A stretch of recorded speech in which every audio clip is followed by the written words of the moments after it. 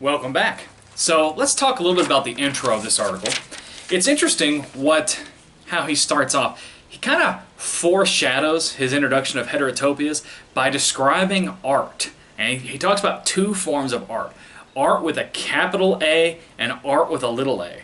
And he says that art with a capital A is the institutionally sanctioned or media hype form of art. And that comes to work.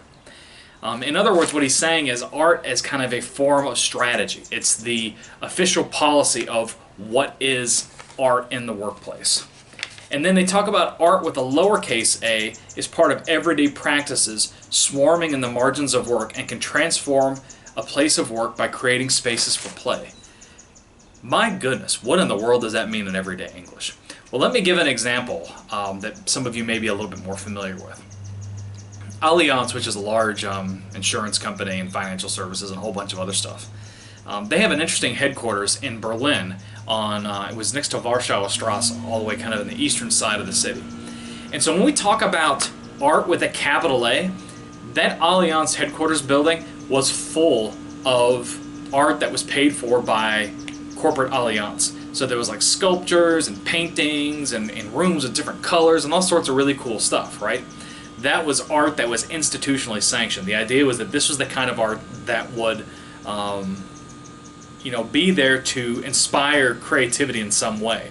And that inspired creativity in some way, so it was the official policy of procuring this art with a capital A, and then the way that people would interpret that art or be inspired to be more creative in the workplace is the lowercase a. It's kind of like a farmer, buys a bunch of seeds from a seed store, but then the way the farmer throws those seeds into a field and lets nature take its course as plants kind of reclaim the land would be the lowercase a. So there's the art that we can control. The company can control what kinds of art it buys, but what they're hoping for is the lowercase art, those kind of spontaneous interactions that will happen in the workplace. And this is kind of where they start getting into some different definitions of entrepreneurship than maybe what we're used to. So they're looking at entrepreneurship as a way to encourage or enhance this lowercase a art. So entrepreneurship no longer is an activity of creating a new venture or creating a new business or anything like that, but rather it's a process of inspiring, generating, encouraging, and kind of harnessing or embracing creativity. That's how they're looking at entrepreneurship in this particular article. And especially in this article, they're saying they want entrepreneurship ideally to create, we talk about embracing this creativity, and it can be embraced within the context of a heterotopia, and that's this separate space for play. Now, the heterotopia can be just a small little region of a company, or it can be the entire company itself. But we'll talk a little bit more about that as we get into the article. And so in order to position this argument about entrepreneurship as the fostering or the engenderment of creativity, they talk a lot about some classic definitions of entrepreneurship. And of course, if you're watching my channel regularly, you know all about these definitions because I've got a whole playlist on them. But they talk about, we're not talking about opportunity discovery or opportunity recognition, but rather we're looking at almost fostering creativity, which they say is a genesis of intuition and intelligence. That's page 387. So it's the process of generating this creativity. And how do you create creativity? How do you generate creativity? Well, sometimes you can kind of force it or you can encourage it. That's the big A and little a in art. But a lot of times it's going to kind of pop up organically, right? And how does it pop up organically? Well, he talks a lot about if you take away the restrictions or the controls, that can foster creativity. So if you encourage it.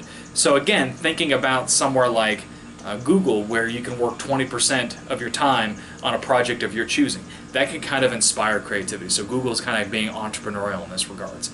But Daniel, the author, Daniel Hjord, mentions it briefly. If you also really tighten bureaucratic controls, like there's kind of these cracks in the bureaucracy, and that creativity can kind of ooze through the fingertips of the metaphorical bureaucratic ant, right? So sometimes the tighter the bureaucracy, the more room there is for creativity. Again, I think about my time in the Army, where we had such strict regulations on everything, and entrepreneurship occurred because instead of focusing on what the regulation told you to do, you focused on what the regulation was silent on or didn't mention anything about at all, and that's where you really had your creativity. You found ways to circumvent or work around regulations, and that was also this kind of creativity that we're talking about in this article. So entrepreneurship is very much a process of generating, creating, enhancing creativity. And they do this through, again, this separate space, this kind of heterotopia. Now, it's interesting that and I'm skipping around just a little bit to page 389, he contrasts this form of entrepreneurship not just from not just from this opportunity creation versus opportunity discovery, but they also talk about, you know, what kinds of entrepreneurs are they? And they actually go all the way back to Cantillon's definition of an entrepreneur is just somebody who has a little bit of extra time or a little bit of extra money, and they invest that time and money in some sort of a way, right? That's very broad, okay? That's almost an opportunity discovery perspective. They talk about Frank Knight's and Joseph Schumpeter's discussion of, you know, creative destruction and some of these things. That's, you know, almost the opportunity creation, etc. So they really want to say we are not using these conventional definitions of entrepreneurship, but rather entrepreneurship is all about creativity.